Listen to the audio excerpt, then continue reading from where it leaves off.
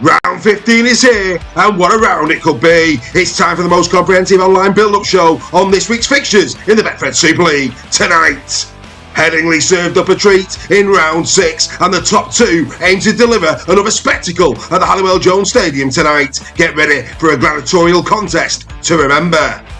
Friday night serves up two fixtures that are sure to thrill. At the MKM Stadium, the irresistible force meets the immovable object as the Herminator meets Vartilli. This one should carry a health warning as it's sure to produce disturbing collisions aplenty. Wonderful!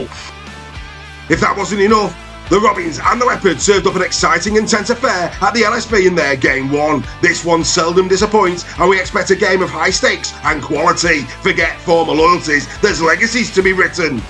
Super Saturday brings 6 hours of wall-to-wall Super League action, starting at York night as they take on the brutally in-form Wigan Warriors. The Knights will need armour as well as perfection and luck to overcome the all-conquering Warriors. Then it's off to France as the Catalan Dragons welcome the Bradford Bulls, having succumbed to them in round number 2, 28 points to 10 at Odsal. It's fair to say that this will not be détente and that international relations may be tested further as these sides declare war. Finally, the day comes to a close at the Wombo Stadium, with star players committed to the cause of their teams for the long term. The only thing that matters on Saturday is the here and now and 2 competition points. It's Castleford Tigers against Toulouse Olympic.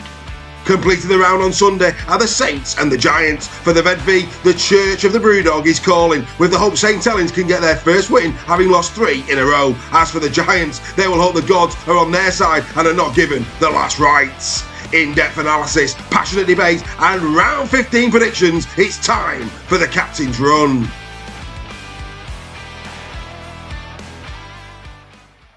It is indeed time for the Captain's Run.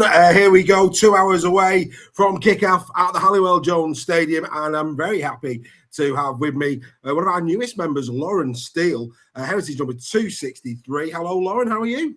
Hi, I'm good, thanks, Dave. How are you?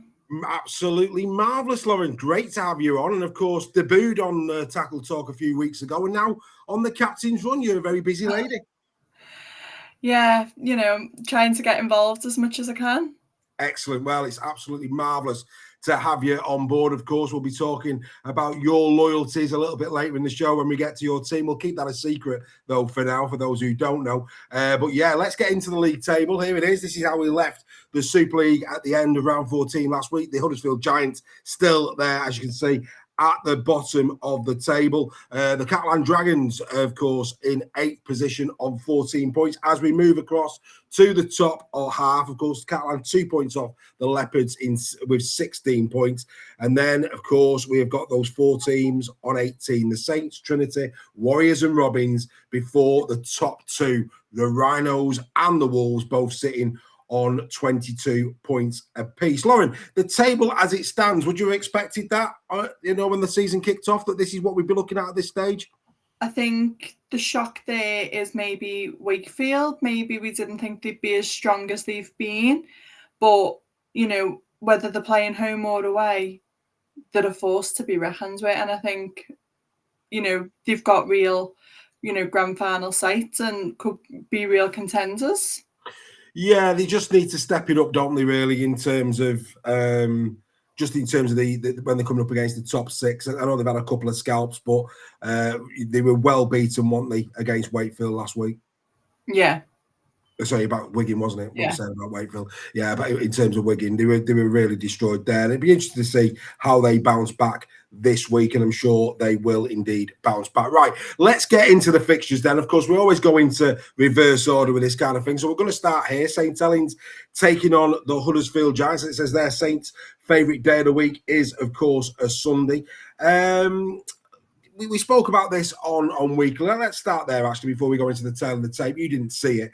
But I spoke at the end of weekly about Paul Rowley, and I know it's the minority. I'd hope it's the minority of Saints fans that are bringing him under some scrutiny at this moment in time. It's fair to say he needs time, doesn't he? Kyle Felt has departed the club today. I think, perhaps, again, not a Paul Rowley player. We don't really know the ins and outs of why that is, but it's been well touted that was going to happen. I think he's in discipline a couple of weeks ago. May have had a massive part in that as well.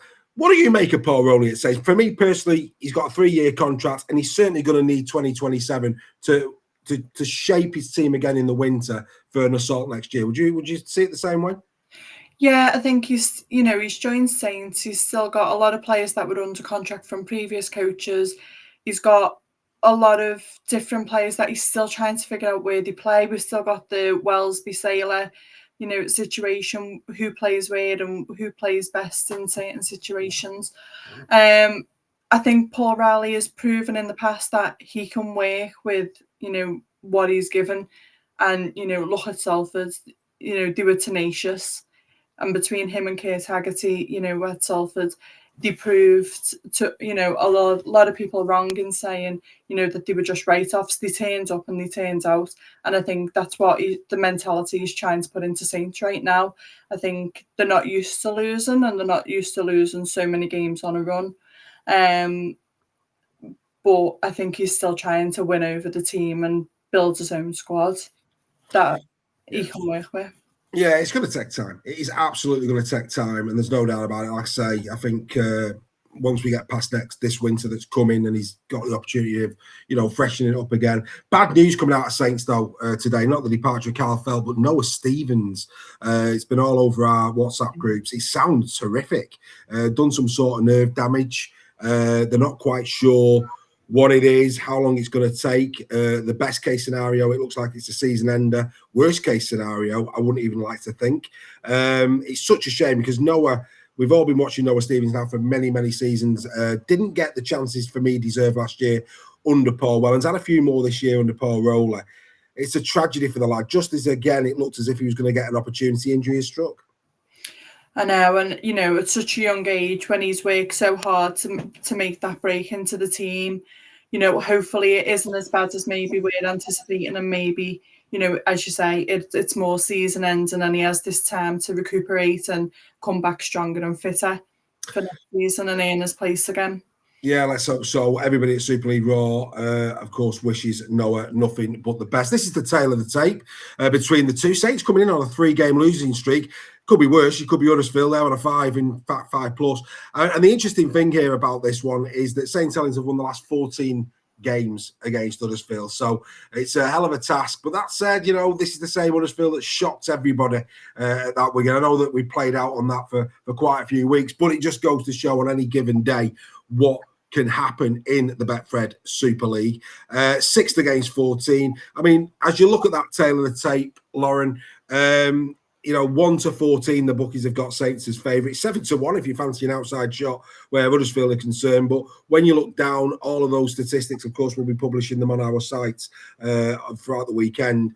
It does look as if Saints should get back on the horse here, doesn't it? It does. I think obviously Huddersfield's discipline, looking at the cards, is better, and that might go in their favour because what we've seen in with St Helens is the discipline is letting them down and they're giving away easy points. However, they are going in as favourites. They've got a lot of strength in the squad. Will the whole Kyle Feld thing, upset the apple cart and cause a little bit of disturbance within the team? We don't know. It might settle things down now he's gone. It might have the opposite effect. But what we do need to consider is exactly what you've said is, Huddersfield turns up at Wigan and destroys, a strong Wigan team, a very unexpected win. So they've proven they can compete with the best. And definitely Saints being in that top 6, you would say they are, one of the better teams this year. It's just whether they've got it in them off the back of another defeat. And as you say, a losing streak, as to whether they can come out and have the confidence to play the way they want to play. I think for me, there's parallels with a Felt departure to the Duffy one at Warrington the year before. I think sometimes you've got to do this type of thing to move the culture on in the club or the stability. Like I say, I'm just surmising here. I don't really know what's gone on, but from the outside looking in, I think this is about making sure that the club going forward, off the field as well as on it, is in a better place. And that might be harsh, but that's the feeling I'm getting. That's what happened at Warrington with Duffy. And it's fair to say Warrington have improved this season. Sometimes this is what a head coach has got to do. But yeah, throughout there, I mean, the interesting thing for me as you look at that, I think it's the strike power of Saints, the 31 average conceding this season for Huddersfield. I mean, the defence has been so poor, and even I don't know about you, but even last week I didn't see dramatic improvements in their ability to shut out an opposing side. And as long as they're conceding points like that, it's very difficult to see where Huddersfield's next win is coming from. And I think, my household is half Hull FC. It's so we were there, we were present, we were watching, and on paper Huddersfield should have won that game. We had a bunch of kids from the reserves, that are taking their opportunities and going through it. But Huddersfield have got a lot of salary cap on that field still, and should be making bigger strides than what they are, even down to the game management on the pitch and the leadership. How many times did the ref have to stop and speak to Tui and say, get your men in line? Conceding back-to-back 6 agains on your try line, it's not good for any team. It's not good for your confidence. And then ultimately they're conceding, and then the heads go down and they concede, and the other teams are walking in. And unfortunately, for the few fans that do travel, and there was only 54 there at Hull at the weekend, hats off to them 54 that made that trip, because I don't think I'd be going if my team were performing or not performing as it is the way they are. Yeah, it's a big concern. That said, I mean, we've got to remember back in round 11, Saints went there and it was a tight affair, 26-18 to Saints. I'll get your prediction in a minute in terms of how you see this one going. But before we do, a player that I think has come out last week and for the last few weeks with probably a little bit of merit from Huddersfield is Fenton Rodgers. I'm really liking what Fenton's starting to produce. And he's going up against arguably one of the best English prop forward in Super League over the last 10 years in Alex Walmsley. And this is a test for the young man, absolutely a test. And, there's some key, I appreciate that Fenton Rodgers has played 2 games more, but he gets through a very similar amount of tackles as Alex Walmsley. He's got to develop his ability to bust through a line, I have to say that. But he does keep the ball alive very, very well. Huddersfield and executes that well as well. I've got to give him his due. He does tend, when he offloads, to hit the mark and to keep Huddersfield moving forward, which, to be fair, is something that they desperately need at this moment in time, a player that can keep them on the front foot. And he's been doing that, and doing that really, really well. And then, of course, you look at the bottom there, his meter making per carry, it's very good. If you think that, like I say, Alex Walmsley, one of the best meter makers from a prop forward in the league, to be only a few, a point behind him as opposed to a full yard. He's doing very well. What did you make of Fenton Rodgers? You've seen him up close yourself. Yeah, I think he's got the ability to do it, and I think in a different team we'd be putting him on level par with Alex Walmsley. I think he's got that strength and that power and that determination. As we can see from the stats, his offload game is good, and that's but you need all your other teammates there to be there to keep that ball rolling forwards. And I think if Huddersfield had that mentality in the team and that ability to keep going with him, they'd be making the meters and they'd be getting over the try line a lot more. At the moment, it's he's carrying a lot of the team and not seeing many of the rewards. And I don't know how long Huddersfield will be able to hold on to the likes of Fenton Rodgers and George Flanagan, because at some point they're going to want to win things and they're going to want to move on. He is only 22 years of age, and before people say, yeah, but how many errors does he make? He's only made 3. He's made 3 errors, offloading the ball 18 times.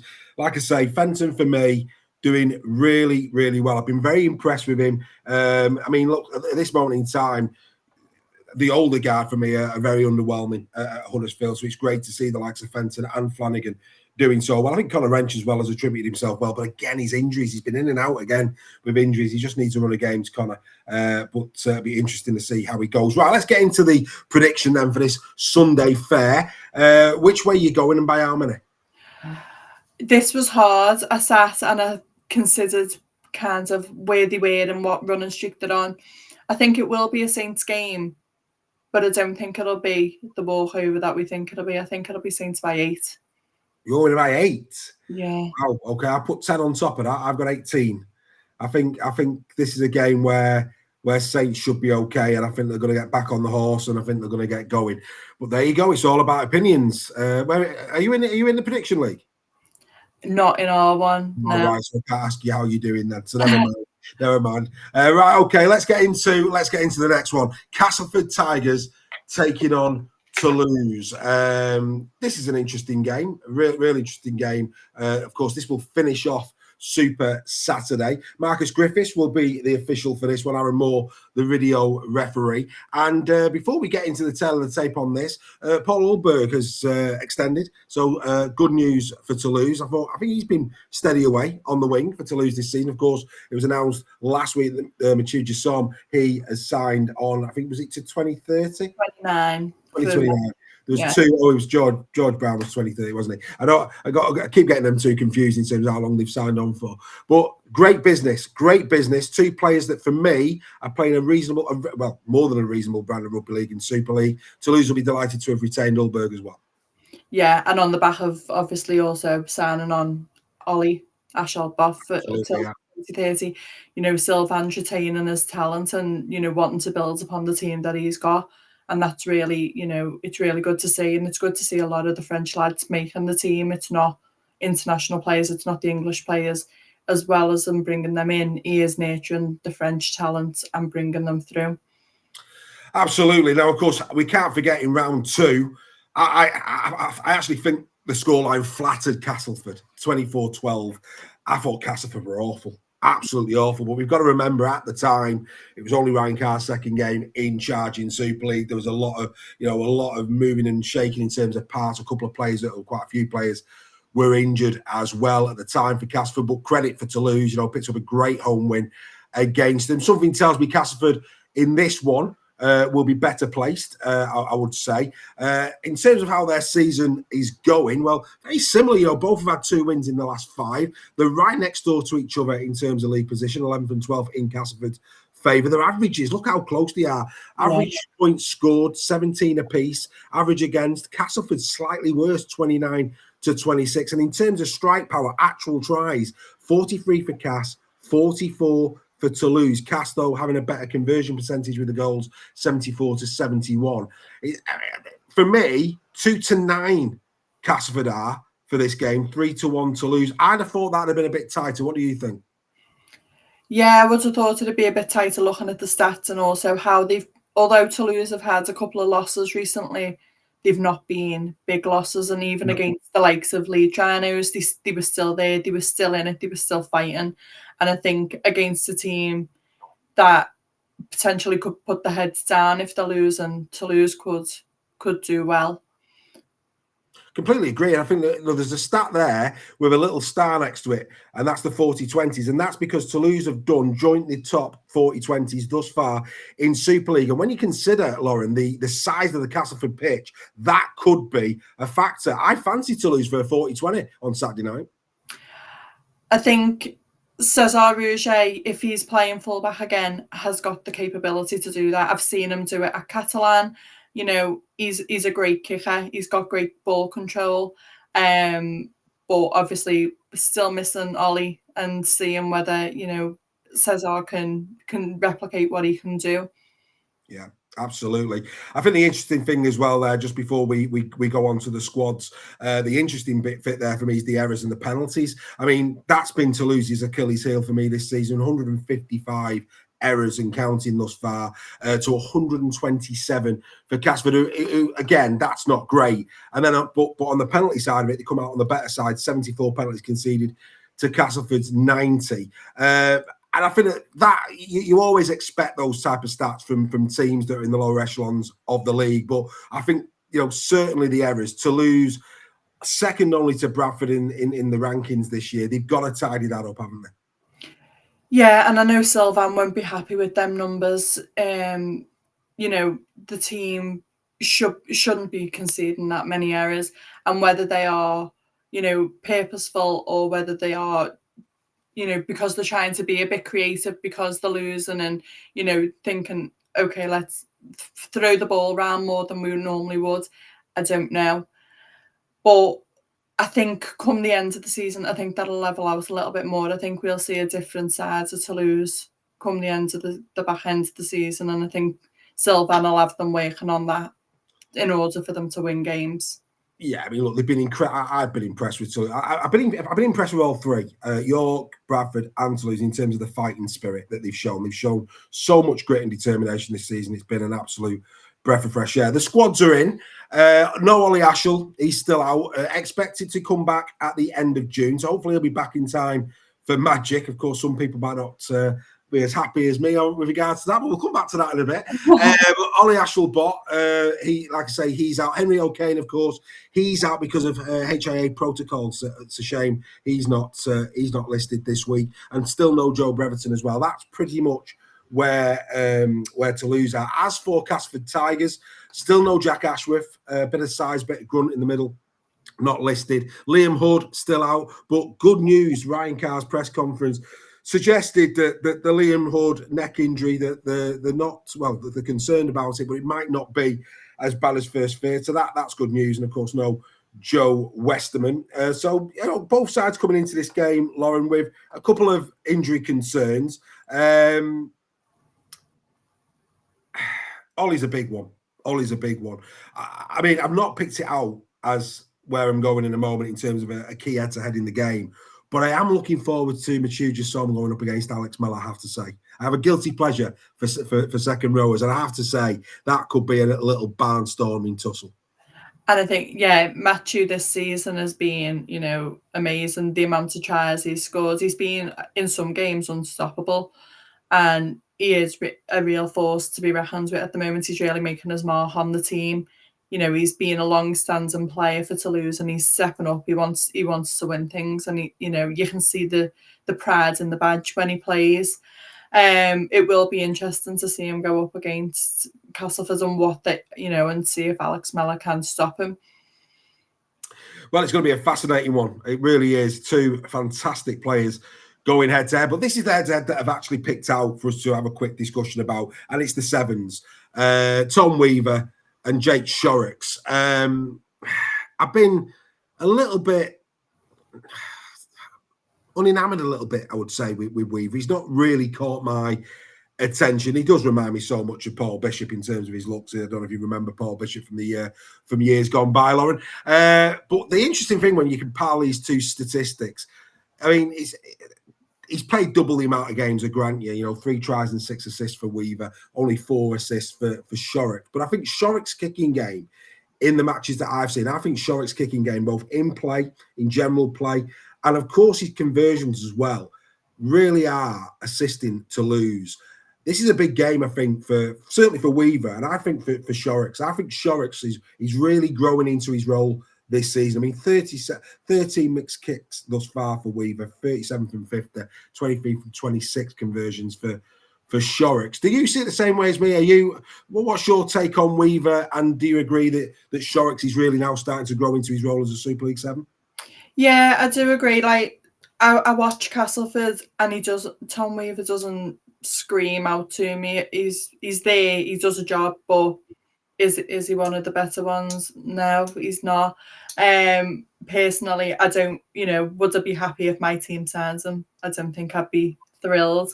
Jake, he's played half the games, but he did miss a lot at the beginning of the season through injury, and we had Cesar Rouget in the halves stepping in for him. So it'd be interesting to see that stat if it was like for like. His goal kicking, is near enough spot on. He's had a decent percentage, isn't he? About 85%. Yeah. And his attacking kicks, he is an attacking player, and I think that's something that Toulouse need. I think, be interesting to see them go up ahead and see if Tom Weaver can replicate what Jake's doing, and how that impacts how Castleford go up the pitch and whether they can get over that try line. But yeah, it's a difficult one, but I think Jake might have the better game on Saturday.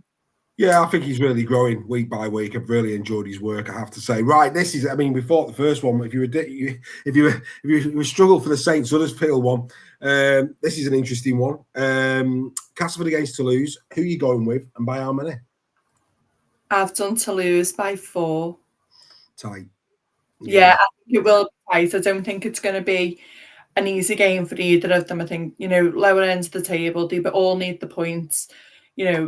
Toulouse are going to travel, but I think in the heart, and they want it, and I think they might want it just that little bit more. And given the performance that they put up against the likes of Leeds last week, I think they've got it in them if they can get the roll on. I think what Toulouse need to do is come out fighting in the first half and not leave it to the second half to pick the game up, which is something that we see quite often. They go into the changing room down, they have the team talk, they come out fighting, and we have the best second half. But it's always that little bit too late to get the game back. So I think it will be Toulouse, but only by an unconverted try.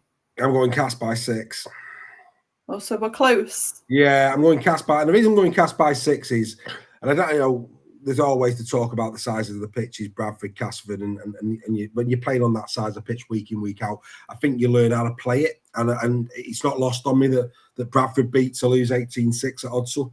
And that, so, and I do think Castle are in a better place than they were when they played in round 2. I think they're in a stronger position. So, home field advantage, size of the pitch, all the rest of it. I'm going to show a bit of love. And of course, Gary, I would put down for a try. I think, these things are normally in the stars. He's just signed a new contract on the wing. Him and Mapapalangi have been absolutely exceptional on that left-hand side. Haven't they? They've been a breath of fresh air for Castleford. And I think as well, Cast fans will get behind the team, no matter if they're winning or losing, they're there and they're loud. And unfortunately, Toulouse will probably only have a handful of fans there. So, yeah, I think it could be a home team advantage slightly, but I'm going to stick with me. There you go with your conviction, mate. Go with your conviction. Don't let me swing you by anyway. Shape or form. Let's move on to the prediction league. Of course, we just mentioned that the members are playing for a season ticket contribution of up to £250. This is a member competition. 2027 replica jersey for anyone who's placed in place 2, and a hoodie if you're 3rd. In the current top 3, Daniel Mulcrow, Leigh Leopards fan, he leads at 92.75 points. Ian Rhodes, a Bradford fan, he's at 92.25, and Damien McCluskey, a Warriors fan, is 3rd with 91. Well done to you guys. Don't forget to get your Super Brew predictions in if you're playing along with us this season. Go to Super Brew, find Super League Raw, play along, and like I say, the members are playing for some fantastic prizes. Right, we now come to the game in the middle of Saturday, which is the Catalans Dragons against the Bradford Bulls. And this might surprise a few people, but yeah, with that accent as well. But you're a Catalans Dragons fan, Lauren. We met Ellen Road at Magic. Remember it well? Yeah, with your little lad who was dressed up as a dragon. Always everywhere dressed as a dragon. Yeah, I remember that. And you commute for the home games. You actually go. I mean, all this talk about, the commitment of fans in terms of, KR and Wigan and all the rest of it. Well, you're based in the UK and you travel everywhere to watch the Dragons, don't you? I do. I was in Paris last weekend and I'm off to Castres in 2 weeks for Magic, even though Magic weekend's 20 minutes from my house. Yeah. But yeah, we couldn't let the Dragons, not be part of it. So for us, we're going as a family. Fantastic. Yeah. Well, you are officially, of course, our first member that supports the Catalans Dragons, which is absolutely marvellous. I think we're going to be getting the Toulouse one soon as well, which will be interesting. So we're starting to break France, which is absolutely wonderful to see. Before we get into the game, let's listen. We haven't heard much from him actually since going over there. Let's listen to what John Cartwright made of last week and his hopes for this week. Here we go. Just improvement. Isolate areas in the game where we weren't up to scratch, and it's been like that for 3 weeks, I suppose. But it's really hard to change things in the course of a season, So it's all from the coaches. The message to the players is looking at the areas we need to improve. Then we get to train and we work hard on improving those areas. Look, the weather was the same for both sides on the weekend, but it affected both sides at different occasions. It was really oppressive conditions. But we know what's in front of us. That weather's not going to change for the next 3 months. So we recognition of that, and knowing that when there's a critical point in the game, that we've got to work harder and have no excuses. The weather's the same for both teams, and we can't fall back on that as a reason for just some lazy moments. Very dangerous team. Good halves, big outside backs. When they're all healthy, they've got smart hooker, smart number 13. So when they're healthy, they're a dangerous side. But for where we are at the moment as a team, we've got to treat every side as a dangerous team. It's more about us, like you said before, finding consistency and playing up to that, to a standard that we find acceptable for every game. So there you go. That was John Cartwright. Was you surprised when Cartwright was announced that just from now until the end of the season? No, I can't say I was, and I think as someone in a split household, and as I say, we are half Hull FC, half Catalan Dragons, having seen what he'd done at Hull and the culture that he created and the respect that he demanded to the players and how he kind of started to turn the team around a bit, it was welcome to have a coach that is experienced and knows how to lead the ship, especially given the kind of rough time that we've had, the sudden departure to Steve Mack. Then we had Joel step up, and now he's left for personal reasons. So I think John will extend past the summer. I think the signings will be, based on how he wants to set his team up. And there's already rumours circulating, isn't there, about Jesse Arthur's coming over from NRL. And I think John Cartwright might use some of his connections to bring in some players, but they need to be players that want to play, not just who want a little holiday, because that's something that Catalan struggle with. We have players that come and don't really prove the worth. Yeah, I mean, I'm with you. I think, you'd like to think you would extend and go in there. I mean, one thing's for certain, he picked out Andy Ackers and Joe Mellor as key threats. You'd agree with that. Certainly Joe Mellor. Joe Mellor's in, Carlo won't forgive you if you didn't mention it. But Joe Mellor's in incredible form, isn't he? He is, and, he's in my fantasy team every week. He is one of the best loose forwards playing at the moment. He's dynamic and he gets his team up the field, and also defensively, he's great. I would have liked to see him go up against Ben Garcia, because for me, Ben is one of the best loose forwards in the competition. His attack and defensively, his defence is second to none. But unfortunately, he's carrying an injury from the Paris game, and we're not sure when he's going to be back. So I think that could be a way that Bradford exploit Catalan. I'm hoping to see Harvey Wilson or Alexis Lee step into Ben's shoes.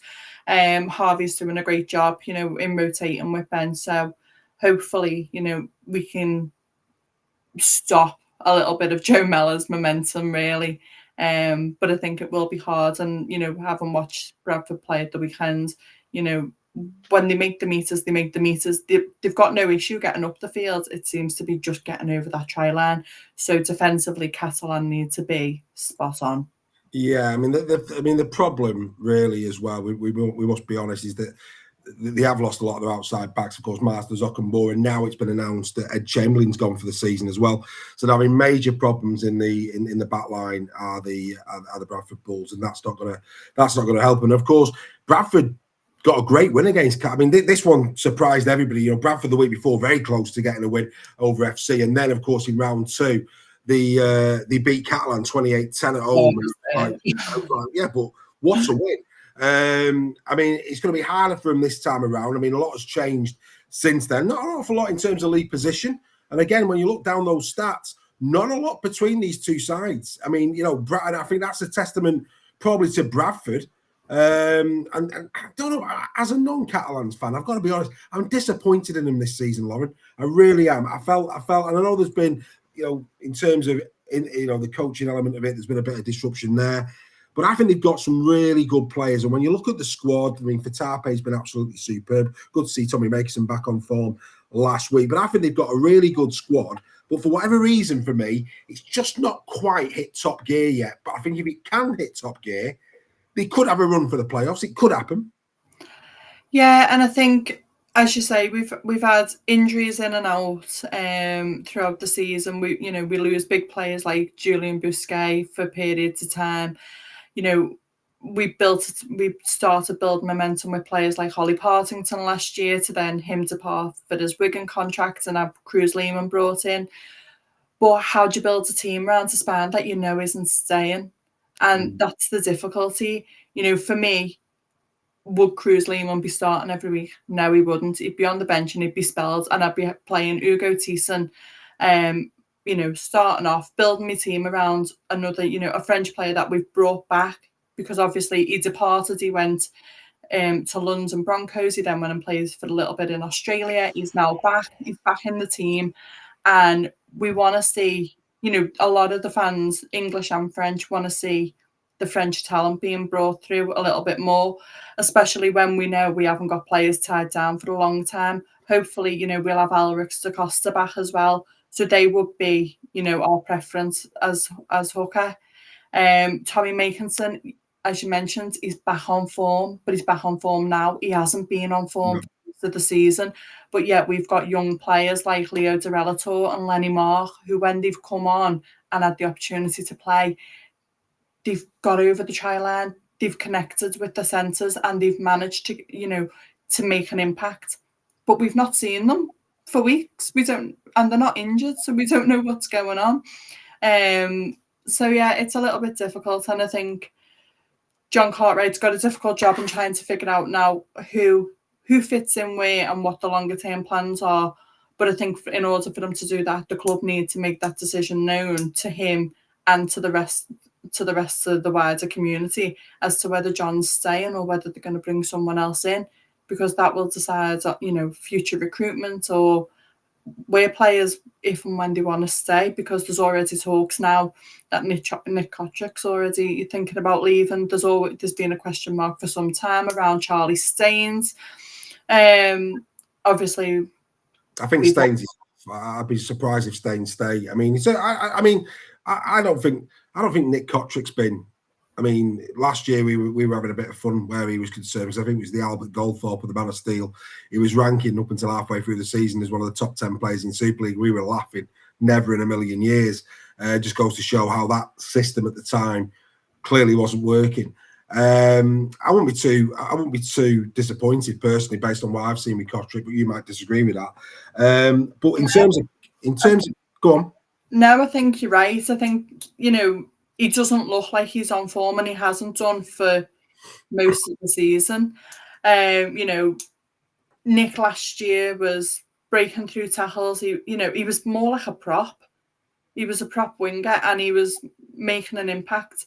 I don't know whether he's a little bit unsettled or whether it's all the changes, what's happening. Obviously, he was close with Deneve Barnforth, who left and went to York, so I don't know whether that's added to a little bit of being unsettled. I don't know. My only worry is if Cartwright does stay and players depart, is that we'll end up with a lot of the Hull FC players that they don't want. Well, Aidan Caesar is unlikely with Lewis Dodd. I think Lewis Dodd's been pretty steady away for you. I've been very impressed with Dodd since he's returned from Australia. My concern if Cartwright stays, he was forced into playing some of the youngsters at FC at times, but when you look at who he's allowed to leave the club before his departure, I know Deneve Barnforth is still on loan, but wasn't fancied as the young lad, of course, in the halves that went over to KR. I fear for the couple of the French lads if he does. He didn't strike me at Hull as at FC as somebody who would on the front foot back that youth. I think he likes the experience, and I think if you look at the recruitment while he was there, that went the way of old guard, and as opposed to the fresh blood that's coming through. And you've only got to look at what Logan Moyes producing at the moment at FC. Incredible. Coming back to the graphic, the one thing that I think really, really leaps off the page is that Catalan Dragons have missed the most tackles in 2026 with 530. That's a major problem, Lauren. It is. And it's frustrating as a fan to watch it week in, week out, because you look and you think, we know the players are capable. We've seen it. It's not it's not the kids, it's not the new players coming through, it's the more experienced players, and sometimes there's just no rhyme or reason as to why tackles aren't being made, and sometimes the softs as well, they're just, but then we get the opposite, and then we go in too hard, and then we're penalised. So, we've had many a card over the season, over the seasons, I should say, about high tackles and, being too hard. So we don't know how we resolve that. You'll know when you go to the south of France, you can go and watch the training sessions. And that's something that when we're over, we quite often do. I'll go, if I'm over for a week, I'll go and watch 2 training sessions. And you see them training, and nothing's changed for the past 4 or 5 years in terms of the training to justify why the missed tackles are now as they are. I think it's more of a mentality thing. It's a problem. It's a problem. Let's get into the squads. Here they are. They have been announced for this game, and it's fair to say, actually, from a Catalan's perspective, it doesn't look too bad. It doesn't look too bad at all. Anything leap out of your squad, 21-man squad there, from your perspective? Any concerns, or no? Is it getting at the moment? Of course, we've mentioned Ben's not there, but apart from that, Ben's not there. Alrix is still a question mark. I think Matty Russell not being around, I know he only played a couple of games, but he came in, and although, he's an older player, and it wasn't a signing that I was thrilled about given where he was coming from, he came and he looked like he actually wanted to work and wanted to play, even in the tough games. And I think that's a mentality that Catalan needs around the squad at the moment, even when it gets tough, let's just keep going. But it's nice to see some of the younger French lads still included in the 21-man, and hopefully, some of them will get their opportunities. We've got Leo de Relator there, we've got Clement Martin, he's another young person that has, has a couple of good games and then just went missing. It's not like they're getting game time because the reserve season in France ended in May. So these aren't players that are, keeping fit. So they need to be around the training squads, and they need to be making sure that they're getting some game time in order to keep them Super League level. Yeah, absolutely. And in terms of Bradford, like I say, they've got real problems across the back line. There's no doubt about that. Certainly nowhere near as strong as perhaps we thought it would be at the start of the season. Thought Riley Dean went well last week. Jaden Nikarima back as well for this one. So it'll be interesting to see who plays the 7 role. Probably Riley, I would say, will slot to 7. Jaden, of course, back into his usual 6. Ryan Sutton in the squad, expected to sign an extended contract in the next week there at the Bradford Bulls. And of course, it's been announced since weekly that Cameron Scott's on his way there next year to bolster that back line. That's a great pickup as well for the Bradford Bulls. The key, I say it's not a key one, but I'll tell you what, it's going to be very, very interesting. I fancy these for tries on Saturday. Ethan Ryan and, of course, Tommy Mack. Ethan Ryan, he's probably due a score. He's not scored in the last 2. But decent, very, very decent. 12 appearances this season, 7 tries. 8 appearances and 7 tries, of course, with Tommy getting multiples in a game, of course, the other week. But yeah, I mean, you look down that, I think both have got great strike. Both, of course, carry the ball well out of backfield. And something tells me, Lauren, I think it could be another scoring game like the Casford one was last week. And I expect both of these 2 wingers on the score sheet. Yeah, I'd agree. I'm hoping Tommy's got a bit of a taste for scoring them tries again. Now he's been over the whitewash a couple of times, but Ethan Ryan is going to be hard to defend because on his toes he can step, with the most experienced players, and we've seen that. So I think Catalan needs to be wary of him, but also be wary of the wider team as well, because he's also great at offloading that ball and getting it away and getting it to the other sides of the pitch quite quickly. Absolutely right. Then are you backing your boys? What are you going by Harmony? I am backing my boys because I can't not. I've done Catalan by 10. I've added 6 to that. I've gone 16. Oh. Gone 16. Weather. It's going to be another hot one, I think. It's going to be another hot one. And I just think less disruption than Bradford at the moment. And that could have played very much into the hands. So I'm going to go Catalan by 16. I think it'll be one of those games where Catalan just it's there. It shows itself again. I think that it could well be one of those games. We'll have to wait and see. Right, let's move across to the next one. Of course, this one kicks off Super Saturday. It's York Knights against the Wigan Warriors. As the headline says, you better bring your armour. Tongue in cheek perhaps, but I think probably true. Wigan in great form, incredible form going into this game. Have you been impressed with Wigan the last couple of weeks?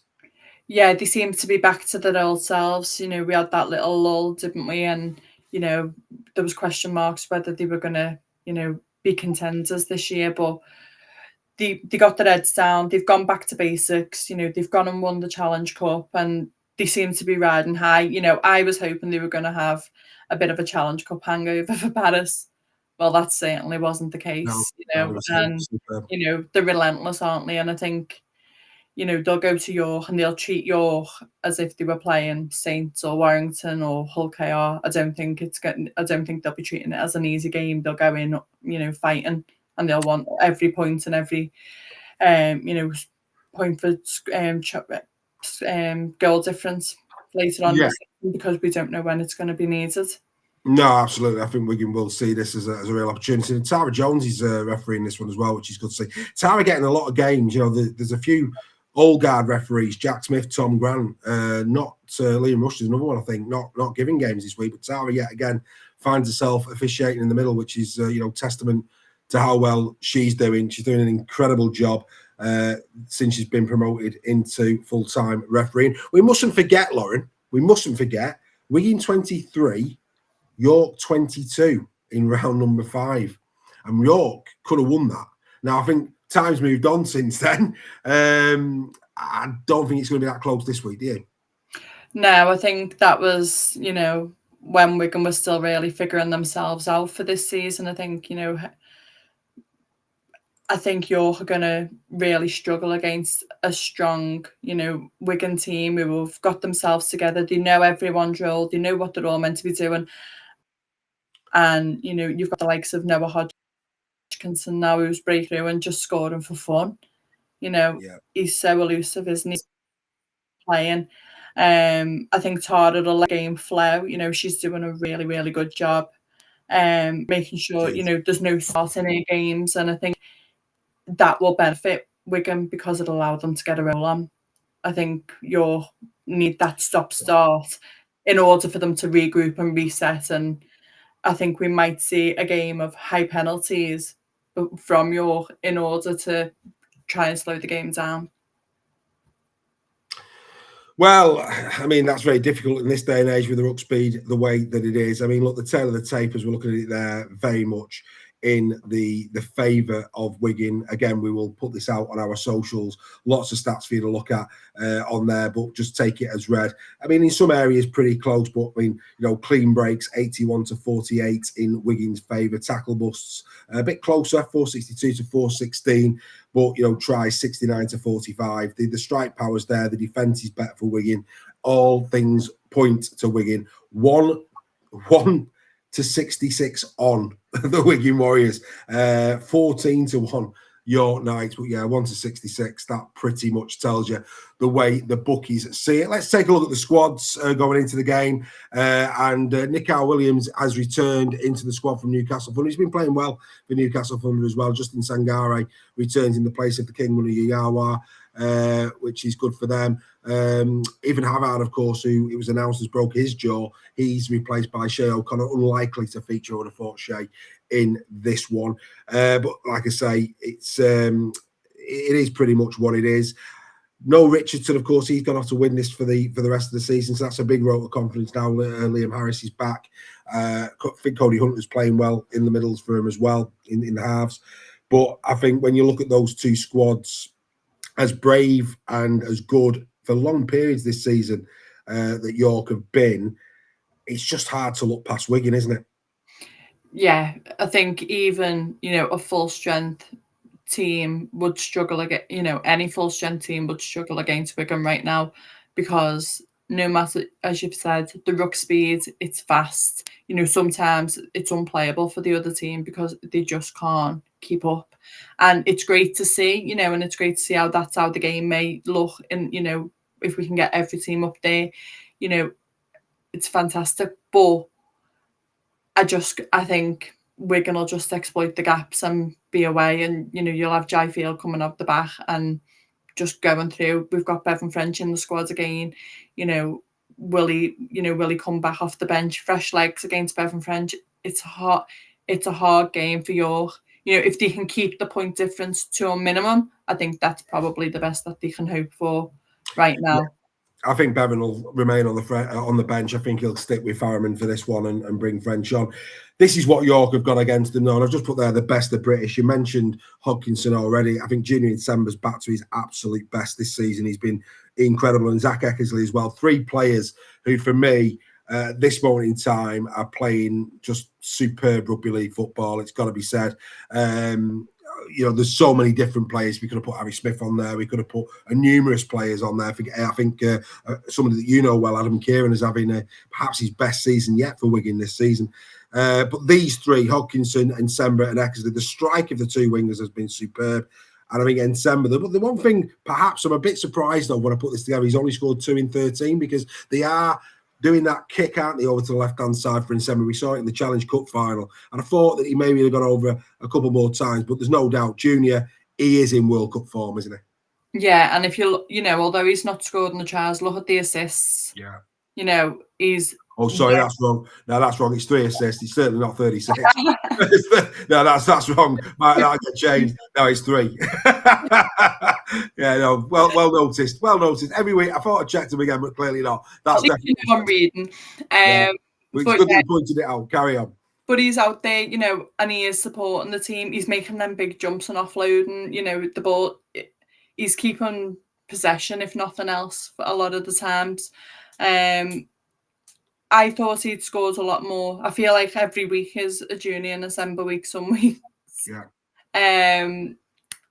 But it's good to see the young lads, who've come through, the academy, they're playing well, they've had their opportunities and they're making a name for themselves. And that is something that we can do really, really well. Their academy is second to none, and, they're involved in all aspects of the club as well.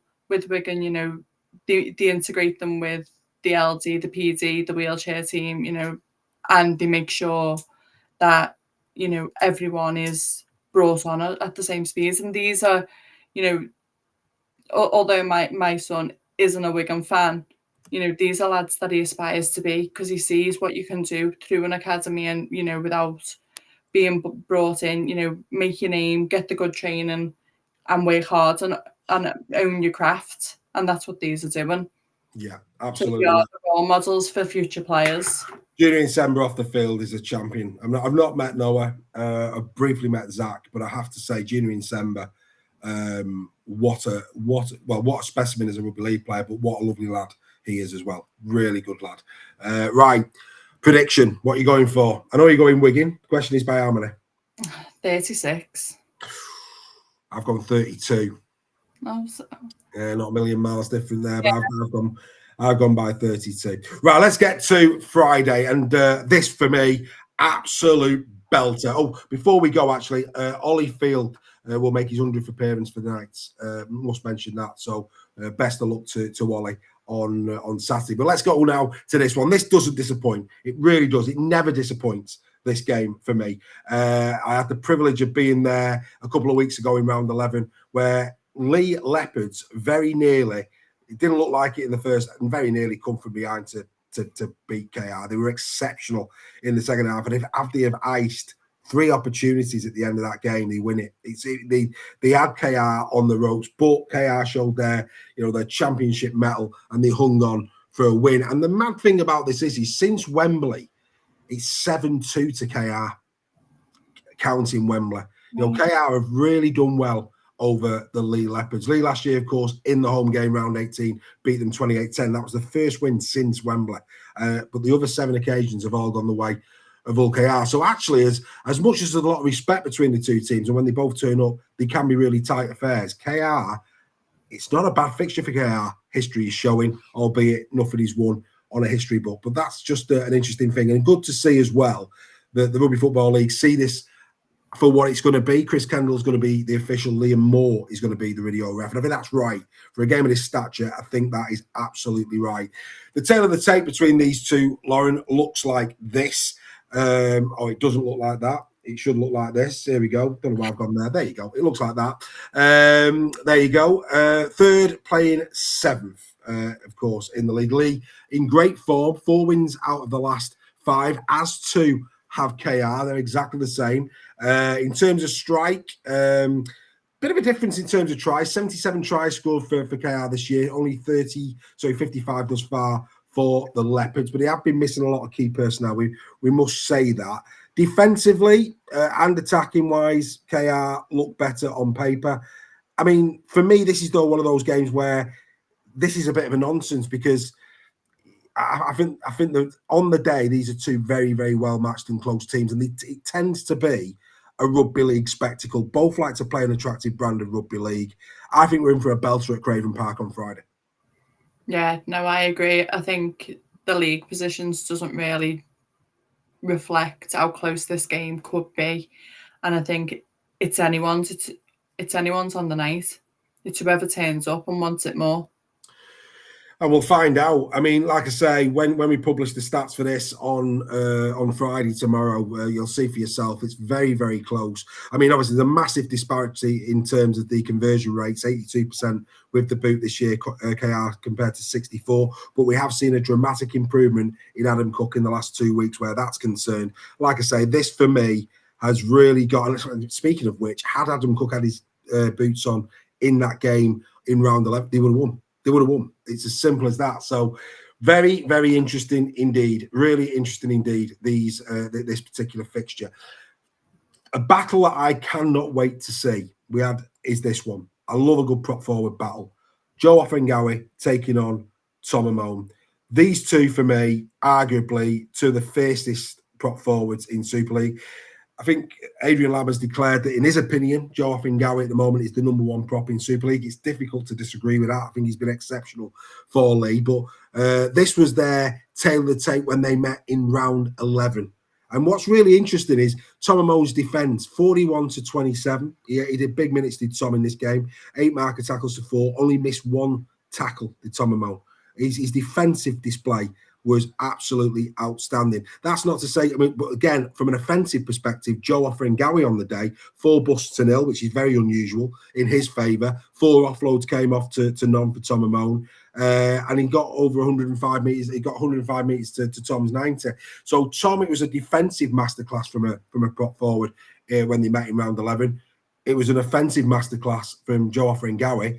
And that could tip. It could even. It could anything. But I think these 2 are really going to be worth watching come Friday night. Yeah, no, I think I'd be inclined to agree. It's going to be, again, it's going to be close. You know, is Tom going to have to defend him a lot? But also, Hull KR have now got Tavita Pangjai Jr. to rotate with, you know, who is more an heel attack, and he can offload the ball. So if you end up with both of them on at the same time, you could end up with a really good defensive prop, a really good attacking prop. It's just whether they can do the minutes and, you know, hold the lines. I think Joe could just go through them. I think, you know, with his tackle bust, he'll use every bit of his power and strength. You know, as you said, this is the equivalent to a derby for them. You know, there's a rivalry there, and each wants to win. And I think Leigh, you know, they don't like to lose, do they? They don't. There's problems actually for Hull KR. We know that Ollie Gildart's out. That's a problem for them. And listening to Willie Peters' press conference, there's doubts over Jez Litton as well. Jez has picked up an ankle knot. By all accounts, it's gone for scans. At the point of the press conference, he couldn't commit to Jez Litton playing. So that could be a massive blow for Hull KR coming into this one. Of course, they have got the likes of Bill Leyland who can come in for this one. Of course, Carl Lawton has been starting from as well. So it could be that there's no Jez Litton. That's a big problem. And then, of course, on the flip side, from a Leigh Leopards perspective, we are expecting Tessie New and Yamila Hanley to return for this game. So in terms of good news and bad news, if that is the way it transpires, we know that Gildart's out. He has said that he's probably going to go with experience to placate that. So it's probably going to be either Reece Martin or Joe Batchelor. I would expect it'll be Reece Martin. So I think Reece Martin's probably going to go into the centre for Gildart. He's going to go with experience. That's what he said.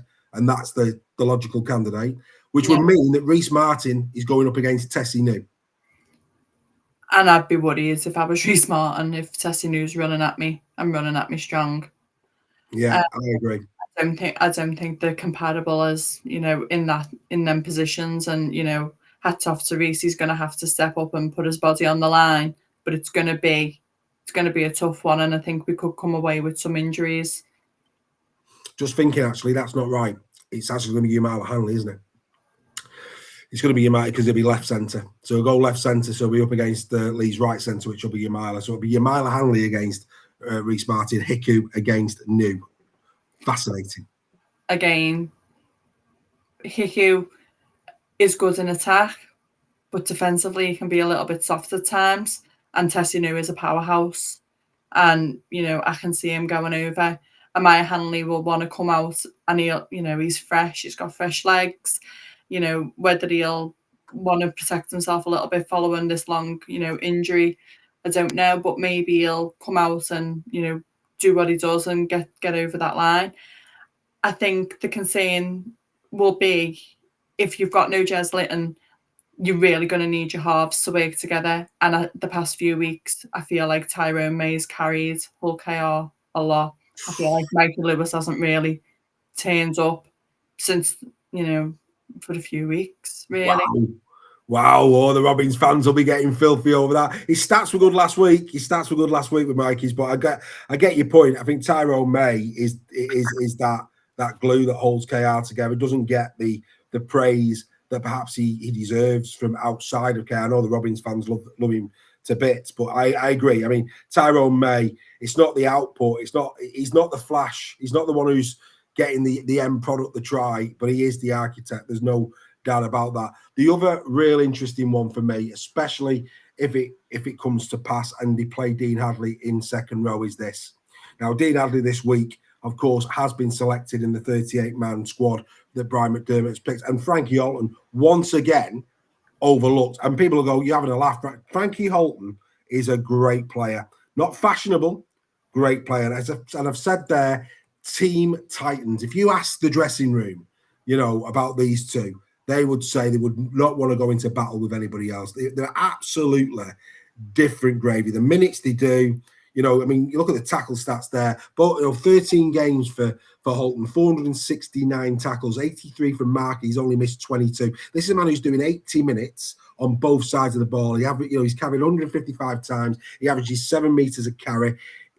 Absolutely unbelievable player, Frankie Holton. And then on the flip side of that is Hadley, who is equally as impressive, does so much work in defence and also gets, good meters for every carry. These two, if Dean Hadley plays in second row on the left-hand side, these two are going head-to-head, and I can't wait for it.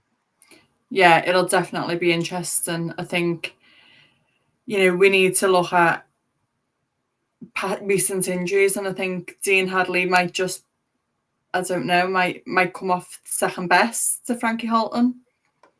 But I think they'll definitely give us something to watch, and I think it'll either be spectacular, where we don't want to look away from the screen, or it'll be a car crash where you don't want to look away from the screen. But either way will happen. I think it's going to be an absolutely outstanding contest between these. I love these type of players. Yes, we like to see the flash. We like to see, dare I say it, the tries that we saw from Queensland in the State of Origin too, which was quite a spectacle. But these are my type of players. The ones that show up every week, the 9 out of 10. They just do a phenomenal job. In game one between these two, you know, again, nothing between them. Holton 39 tackles, 7 from Marker, only missed 2. Hadley 38 tackles, 2 from Marker, only missed 2. Both did similar meters in the game as well. There's just nothing between them. It's going to be a fascinating contest.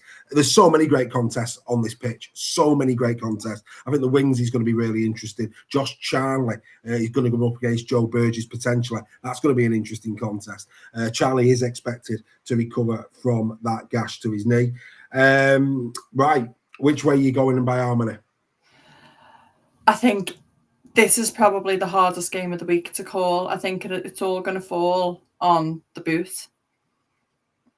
And I think it's going to be Hull KR, but I don't think it's going to be by much. I think it's going to be by 4. And I think Rhys Martin kicking could be the decider, because Adam Cook may, go back to form. Yeah, I mean, it's so difficult to really get a handle on this one. I've gone KR by 14. Yeah. They're at home. They've got a great record against Leigh. I know that Hanley and New are coming back, but they're coming back off injuries at the same time. I agree that Leigh will make a really good show of it and have a proper go at them. But I just think KR will be perhaps a little bit too much for him on the night. In terms of milestones, some incredible milestones in this one. Tom Davies will be making his 200th appearance. Mikey Lewis, his 150th for KR. Tom Davies was in his Super League, should I say. Rhys Martin, his 150th Super League appearance. Robbie Mulhern, 200 Super League appearances. Lockie Lamb, 100. And Tessie New 100 for his career. So many shirts are going to have some embroidery on for this one. They're going to run out of places to put it. But really, can't wait. That for me, unmissable on Friday night. Let's just quickly jump into the Fantasy League, of course. Super League Raw Fantasy League. If you play the Fantasy League, go over there onto the official Fantasy League game. We're there, Super League Raw 26. The pin number is 12378 and the password is on the screen. Club Wembley tickets for next year up for grabs for the winner. Replica jerseys and bobble hats as well are up for grabs. And the leaders and shakers on this, Stuart Scaife, Brothers in Arms, still leads the Fantasy League. Well done to you, Stu, 9,929 points. Then it's Alan Bagley, the Silence of the Lambs, and then Dean Allen. He is in third place, also in the top 5. Catherine Deering and Dion Griffin. Well done to you. Carry on enjoying it. Don't forget to get your transfers in. Right. We then go to another, what I consider to be interesting clash. Hull FC taking on Wakefield Trinity again on Friday night. The Herminator going up against Fartilly. Before we get into the teams and the head-to-heads, what a contest that could be. Arguably, for me, the 2 best imports in the last 2 years. Yeah, it's going to be an interesting game. I think it's going to be a tough one for both teams, but I think it's going to be something that you need to watch. It's going to be unmissable. Unmissable. It's going to be interesting to see how Wakefield bounce back, because that was a drubbing last week, an absolute drubbing. I mean, in terms of this, they go in as favourites, 4-6 favourites, 5th against 9th in the league. Again, all the statistics on the screen does point to a Wakefield win, all of them. It does look as if they should do well. I mean, the surprising thing there, though, is the dummy half bit. Tyson Smoothie, dummy run 71 for Wakey this year, 144 for Amir Bummer last week. Really strong for Hull FC. Got to give him his due. I mean, stats, they do read close, but I just think, for me, going into this game, it's about Wakefield. And I think Wakefield will bounce back here. I think they'll want to really do a number on FC based on what happened last week. How do you see it? Oh, have we lost Lauren?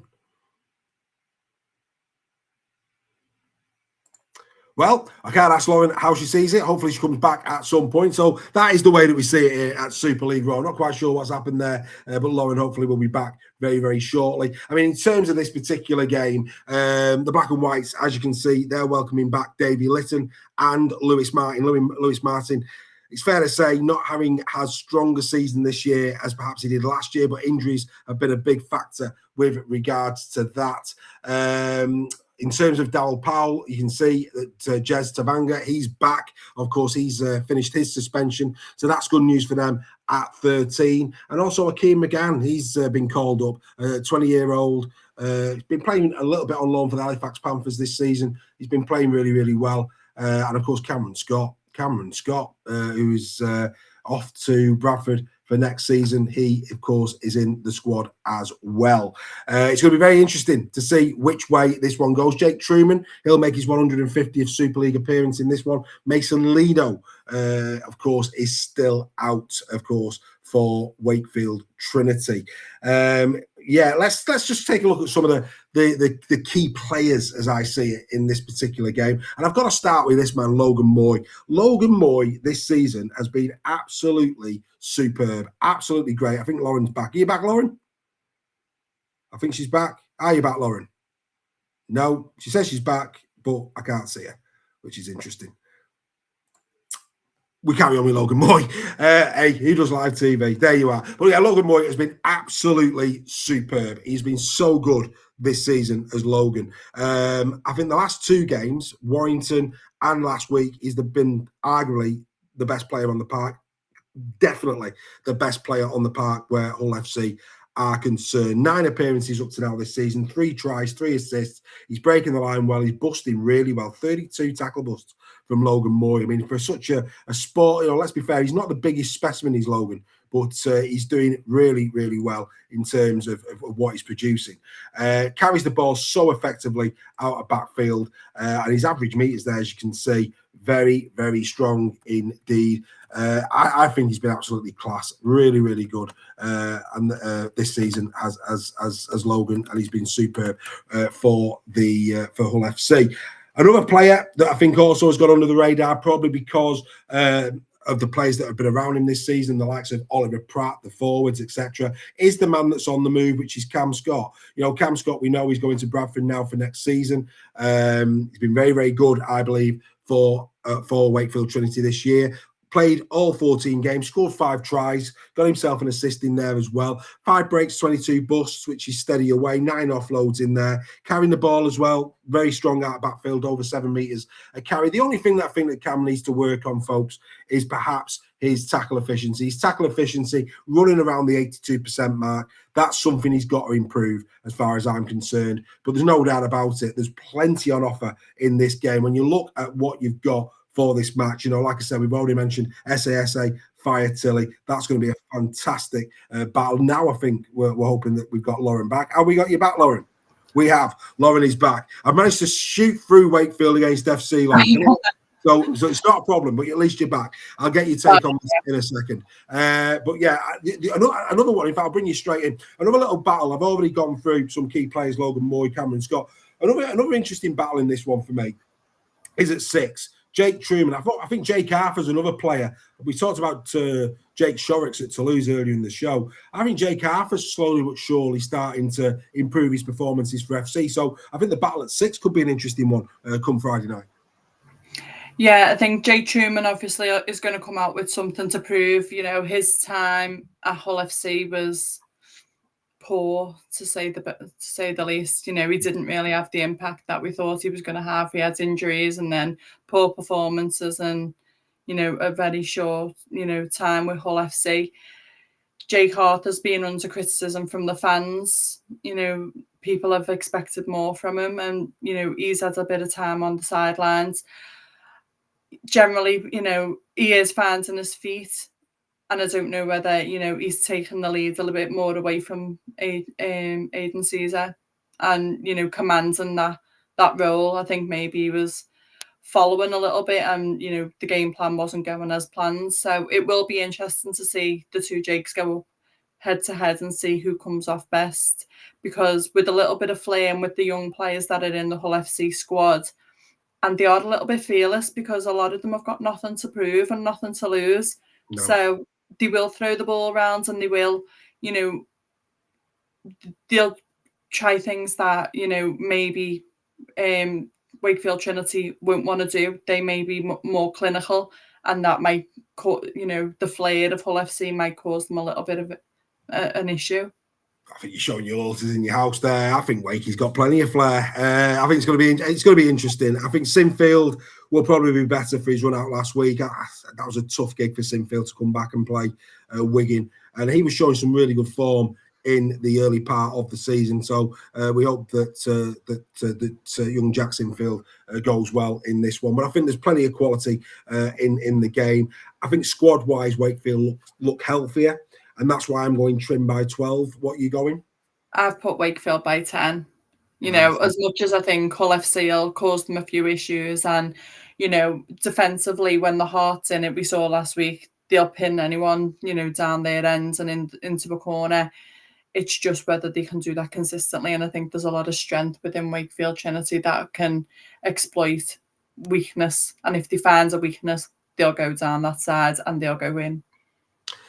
Yeah, absolutely. It'd be interesting to see both of us go in train. I'm sure that'll endear us to the black and white supporters who are watching this one. Anyway, let's now get to the game that is not a million miles away, 45 minutes away, no less, as this goes out. It is Warrington Wolves taking on the Leeds Rhinos. Liam Moore will be the official for this one, and rightly so. This should be an absolute belter. Let's refresh people's memories to round number 6. Of course, that game at Headingley couldn't be closer. Game of two halves, 26-22 in favour of Leeds Rhinos. Warrington superb in the first half. Didn't ice a couple of key moments in the game. An interception changed the balance of the game in that first half. All credit to Leeds. They got the job done on the day. But the game really couldn't have been closer. Interesting, Warrington had a far better completion rate, 82% to 75 in the games. They completed far more sets. They had more play the balls as well in Leeds' half. Leeds, you talk about the development of Leeds Rhinos over the last couple of years under Brad Arthur. I think what these stats from Game 6 show us, and again, we'll put these out there for people to view in a few moments' time, but what these stats say to me is that Leeds are growing as a side, that even when the statistics are against them in a game like this one was, they found a way to win. They rallied themselves back. It was atrocious conditions, but credit to them, they stuck in the ground and they found a way to win. And that is what a grand finalist is all about. And that could get them to Old Trafford this year. Yeah, no, I agree. I think Leeds have shown a lot of grit and determination. They've done all the same travelling. They've been away, they've been to Vegas. They're still on winning form, and I think they'll be strengthened with the return of Lockie Miller as well. That'll add to the spine, and I think Jake Connor's just going to kick for fun. Well, Connor's been in fantastic form. There's no doubt about that whatsoever. I think Connor, maybe not getting the tries and all the rest of it, but like we were saying about Tyrone May, Jake Connor's work at the moment is exceptional in game. His organisational skills, what he's doing, and I think Brodie Croft is absolutely feeding off that. He's been a real breath of fresh air, has Jake Connor. That's the way that game went. This is how they've gone ever since. And both of these two teams coming into this in great form. Warrington 5 wins from 5. Just that loss to Wigan in the Rhinos there, and Warrington coming as favourites 4-6, 11-10. Very, very tight odds in this one. But there's quite a few stars on the screen here. Warrington have the best defence as an average defence, only conceding 14 points. Leeds are only 1 point worse off with 15. So Warrington's best defence comes up against the best attack in the Leeds Rhinos. 34 they've averaged this season to Warrington Wolves 29. They've scored the highest amount of tries in Super League Leeds with 80. They've got the best goal tally off the back of that with 78. They've got a superior conversion percentage. They've actually missed the least amount of tackles this season of Leeds, 326. Warrington on 345. So like I say, lots of little stars there. The offloads, 152, top in Super League Leeds. They've also had the most clean breaks with 88. So there's a lot there for your Leeds Rhinos fans to be very, very happy about. Warrington are not a million miles behind on many of those statistics, with the exception possibly of tackle busts and offloads. But it does make for very interesting reading. And like I say, I just hope that this game lives up to expectations tonight. It's a dry track. It was a shocking track at Headingley. It's a dry track tonight. And I just think these two could set round 15 on fire. Yeah, I think it's going to be, a very interesting game. I think it's going to be evens for a lot of it. But ultimately, although Warrington have won their last 5, they've not been, clean wins. The win against Hull FC was poor. The game against St Helens last week was strong defensively, but it was scrappy. And I think Leeds will command control of this game ultimately. And I think possibly the last 15, 20 minutes, that's where we'll see Leeds break away. And I think we'll see a lot of tries going in. But Warrington are going to be strengthened with the return of a couple of players, so we may see a difference from previous weeks. So I think it's definitely one to watch. It's not going to be easy to call this, I don't think. Well, no, I mean in the last 5 meetings, Warrington are 3-2 up. Not that matters too much, really. I think the cards are interesting. Warrington 8 yellow cards to Leeds 5. Could we see a yellow? Possibly, and that could have a massive impact on the game. But you mentioned the size. Let's bring them up onto the screen. Here they are. And starting off with the man that's pictured there, Aaron Lindop. A lot of posts have been coming out around Aaron Lindop. Of course, Toby King out injured. So this is my prediction. You can also see there that Kai Taylor-Ray is listed. I think it'd be a very brave call indeed for Sam Burgess to bring Lindop back at left centre, bring Kai Taylor-Ray back to fullback, put Josh Fulis back on the wing, and then make a call at right centre in terms of Hopewati and Smith, especially when you consider how well Hopewati and Smith have been playing. So the fact that they're going so big on Lindop, I think they're probably going to leave Fulis at fullback, leave the right edge as it is, which is, of course, Hopewati and Smith, unless he sees it as he'd rather have Josh Fulis marking Sivo, which I just don't. I think from a size perspective, Hopewati and Sivo, that's quite mouth-watering as a prospect on that wing to see those two big lads go toe-to-toe. That could be interesting. So my gut feel, as we sit here now, because, of course, this is recorded before the teams, which will already be out there as people are listening to this. So it'll be interesting to see if I'm right as I'm saying this. But as we're recording this afternoon, I think it's going to be Josh Fulis at fullback. I think he'll retain the right edge of Hopewati and Smith. It looks as though Aaron Lindop comes in and Matty Ashton. Then the next question is, does he bring Sneed back or does he hold faith with Hayes and Irwin? Irwin plays. That's a definite. The other question for me, where Burgess is concerned, is does he leave Hayes in there? Does he bring back Sneed for his experience? Big question. If Leon Hayes gets his head today, I think I think that sends a message that Leon Hayes, this is your shirt to lose, because it'll be really showing a lot of faith in Leon Hayes if he gives him that position tonight. Also in there, of course, you'll see for Warrington Wolves that Adam Holroyd, the second rower, he is also back in the 21-man squad. Whether he plays or not, I don't know. I would expect Luke Thomas to continue to play in the front line for Warrington, probably as starting prop alongside possibly James Harrison. I think Klepitang, may start on the bench. There's so many questions. I think, but if I'm Sam Burgess, I don't know about you, Lauren. If I'm Sam Burgess, I've made a couple of changes there. I think there will be a couple of changes, but to make wholesale changes such as Kai Taylor-Ray, Aaron Lindop, and Holroyd all back for this game, either that'd be a step too far. I think he's got to try and keep the changes to a minimum and try and keep the structure very similar to what he's had the last few weeks. Yeah, the only thing I can see him bringing Mark Sneed in to play with Irwin, only because he'll know how Jake plays and he knows how to get under Jake Connor's skin, because they're not friends and they're definitely not friends on the pitch. So, and if you get Jake Connor to lose his head, generally it all falls apart. I don't think we've seen that from Jake. I thought there was a lot made. I go back. There was a lot made over him and felt in that Saints game. I felt that was perfectly played by Connor. Perfectly played. He got the better of Kyle Felt, and I think that worked in his favour, and it boosts him. And when it does, it lifts him. And he's a fantastic player when he's on that form. But if something goes, I think there's certain players that can get under the skin, and I do think, having watched them over the years, Mark Sneed is one of them players. So I think there is a possibility he brings Mark in, and Leon Hayes possibly does lose his place this week, but I think he'll be back in next week. I don't think Mark Sneed's part of any long-term plan for even this season for Sam Burgess. I think he's just there to fill a spot.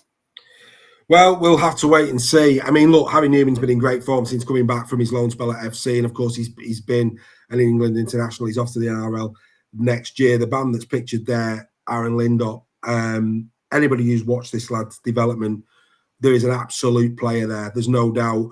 Such a shame last year that he lost the season through that ACL injury. If he does return, for the good of the game, for the good of the lad, for the good of England's future, this lad's a player. And I think, any neutral out there, hopefully we wish Aaron Lindop now the very best of health, because he he is a player, and it's going to be very interesting. I think that the reason why Toby King, I mean, Warrington, of course, didn't match the offer that London gave to Toby King. Toby's off to London at the end of the season. That is made all the more easier because of the amount of faith that they've got in this young man, Aaron Lindop. So we hope that and him against Newman, as it could be, if that is the battle, that's going to be, again, very interesting. I don't know about you, but that left edge of Warrington, it could be the match winner.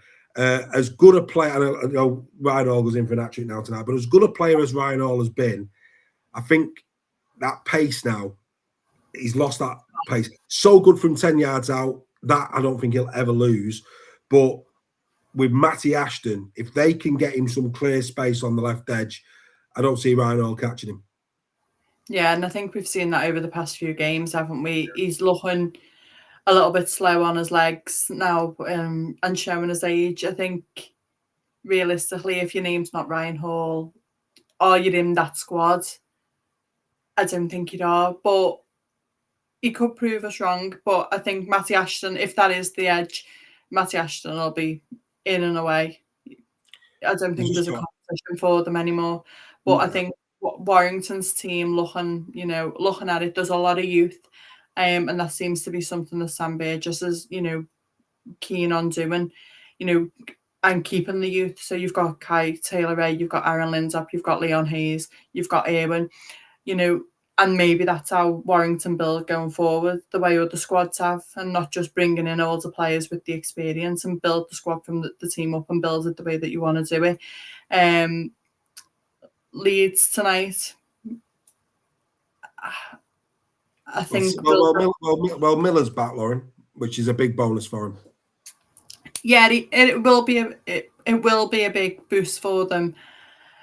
But I think, as you say, if Hopewalty can pin Mike Acevo in down and defensively get to him, it stops him from scoring. But Lockie Miller and Jake and Brody all running riot. That's a worry. The spine battle is going to be very, very interesting in this one. I think we've said this many times. There's a handful of, probably I would say 3/4 of the tries that Sevo have scored this year. You could put Ethan Ryan on the wing from Bradford and he'd score him. And I think the problem is handling. That's the problem, and that for me is where I think this game could be won and lost. This is a great battle.